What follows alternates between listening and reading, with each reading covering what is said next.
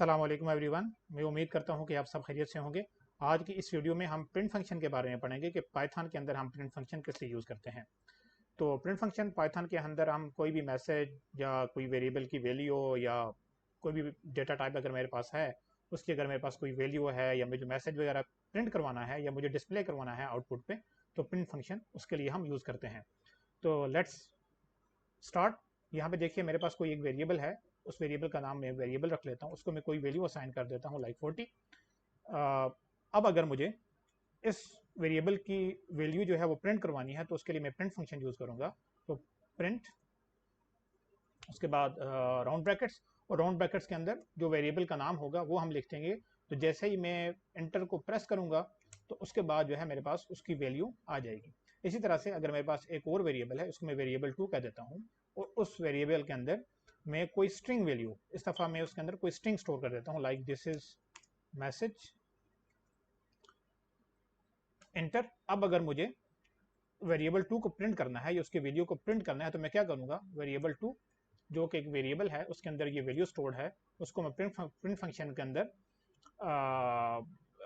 लिख दूंगा, और उसके बाद जो है मैं एंटर प्रेस करूंगा तो मेरे पास उस वेरिएबल 2 की वैल्यू प्रिंट हो जाएगी। इसी तरह से अगर मुझे प्रिंट फंक्शन के अंदर वेरिएबल प्लस कोई मैसेज प्रिंट करना है तो उसके लिए मैं क्या करूंगा, देखिए प्रिंट, उसके बाद ब्रैकेट्स, ब्रैकेट्स के बाद जो है वो मैं डबल कोट्स यूज करूंगा या सिंगल कोट्स, क्योंकि अगर मुझे कोई मैसेज वगैरह प्रिंट करवाना है जो कि वेरिएबल नहीं है तो उसके लिए मुझे जो है ना वो कोट्स यूज करने पड़ेंगे लाइक वैल्यू इज, उसके बाद कामा, और कामा के बाद जो है आपका कोई भी वेरिएबल। अगर फॉर एग्जांपल मैं इस वेरिएबल की वैल्यू प्रिंट करवाना चाह रहा हूँ कि जो वेरिएबल जो है वर्ड। अब देखिए इसके अंदर ये जो है वैल्यू इज एक मैसेज है, और उस मैसेज के बाद कामा, और कामा के बाद जो है ना मेरे पास वेरिएबल है। तो ये जब मैं एंटर प्रेस करूंगा तो इसकी जो मेरे पास आउटपुट पे या डिस्प्ले पे जो प्रिंट होगा वो क्या होगा, वैल्यू इज 40। क्योंकि ये मेरे पास एक मैसेज है, स्ट्रिंग है, जिसको मैंने डबल कोट्स के अंदर लिखा, और इसको मैंने डबल कोट्स के अंदर इसलिए नहीं लिखा कामा डाल के, क्योंकि वेरिएबल जो वी ए आर जो है, जो बेसिकली एक वेरिएबल है, तो वेरिएबल को कभी भी हम डबल कोट्स के अंदर नहीं लिखेंगे। तो एंटर, तो वैल्यू इज 40। अब अगर फॉर एग्जांपल मेरे पास दो तीन या चार वेरिएबल्स हैं और मैं जो है ना मल्टीपल मैसेजेस वगैरह या एक ही सेंटेंस में उनको प्रिंट करवाना चाह रहा हूँ, तो वो मैं कैसे करूँगा। देखिए मेरे पास अगर मैं कहता हूँ एक वेरिएबल है, उसको मैं वैल्यू असाइन कर देता हूँ name equals to Python, for example P Python, और उसके बाद जो है ना मैं कहता हूँ कि वर्जन इक्वल्स 3, सिंप्लिसिटी के लिए मैं उसको।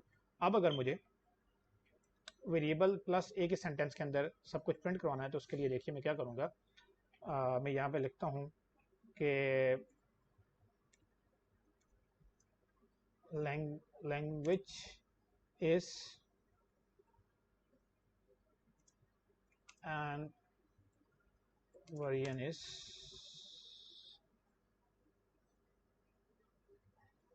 वन, उसके बाद डॉट फॉर्मेट, उसके बाद अगेन राउंड ब्रैकेट्स, और उसके अंदर जो है वो मैं वेरिएबल्स के नाम लिख दूंगा। जो मेरे पास दोनों वेरिएबल्स हैं वो क्या है, नेम और वर्जन।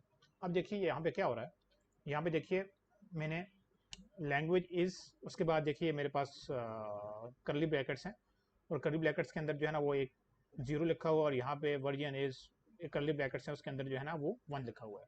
तो इसको समझने से पहले आप यहाँ पे आगे आ जाएं। यहाँ पे देखिए मैंने क्या किया कि डॉट फॉर्मेट लिखा, और फॉर्मेट के अंदर मैंने नेम और वर्जन लिखा।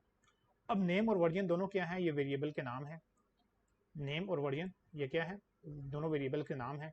और नेम की जो वैल्यू है वो क्या है, पाइथन है, और वर्जन की वैल्यू 3 है। अब इस जो करली ब्रैकेट्स हैं इसके अंदर जो नेम की जो पोजीशन है वो क्या है, 0 है, और वर्जन की पोजीशन 1 है। इसी तरह से अगर एक और वेरिएबल होगा लाइक पैच या कोई भी है तो वो तीसरी पोजीशन पे आ जाएगा। तो यहाँ से लेफ्ट टू राइट हम उसकी पोजीशन जो है वो हर एक जो वेरिएबल नेम होगा कामा के बाद हम उसकी पोजीशन को नोट करते जाएंगे। तो यहाँ पे नेम की जो पोजीशन है वो क्या है, 0 है, वर्जन की 1 है। इसके बाद अगर एक और वेरिएबल है तो उसकी 0 1 2 3 4 5 इसी तरह से आपकी असेंडिंग आर्डर में चली जाएगी। और यहाँ पे जिस वेरिएबल को मैंने अकॉर्डिंगली प्रिंट करना है तो उसकी मैं पोजीशन जो है वो यहाँ पे प्लेस कर दूंगा। तो यहाँ पे देखिए नेम जो है उसकी पोजीशन क्या है, 0 है।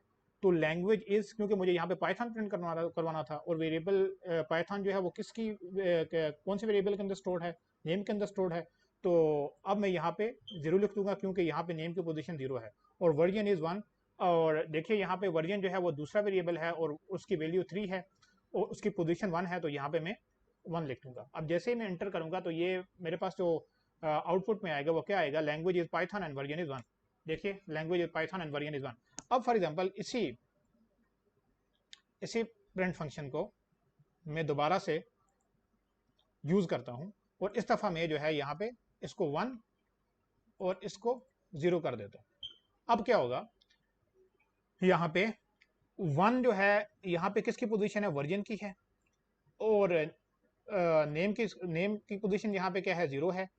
अब लैंग्वेज इज, अब 1 जो है वो वर्जन है और वर्जन की वैल्यू 3 है, तो अब क्या आ जाएगा, language is 3 and version is Python. तो अब ये आपका जो है जो मैसेज जो है वो चेंज हो जाएगा। तो यानी यहाँ पे पोजीशन चेंज करने से यहाँ पे जो आपके जो वेरिएबल की जो पोजीशन है वो 0 1 2 3 उसके अकॉर्डिंगली आपने सही तरह से प्रिंट करना। अगर आप यहाँ पे पोजीशन चेंज कर लेंगे तो वो वेरिएबल का की जो पोजीशन है फॉर्मेट के बाद उस हिसाब से वो प्रिंट करेगा। तो जैसे ही मैं एंटर करूंगा तो यहाँ पे देखिए language is 3 and version is Python. तो अब क्योंकि 1 जो पोजीशन थी वो वर्जन की थी और वर्जन की वैल्यू क्या थी, 3, तो यहाँ पे उसने जो है ना वो 3 प्रिंट कर दिया और वर्जन जो था एंड वर्जन इज 0। अब 0 यहाँ पे किसकी पोजीशन है, नेम की पोजीशन है और नेम के अंदर जो वीडियो स्टोर थी वो क्या थी, पाइथन थी। तो उसने ऐसे ही उसको अकॉर्डिंगली प्रिंट कर दिया। तो ये बेसिक इंट्रोडक्शन थी प्रिंट फंक्शन की। तो नेक्स्ट वीडियो में हम मजीद जो है वो प्रिंट फंक्शन के बारे में पढ़ेंगे। Thanks everyone.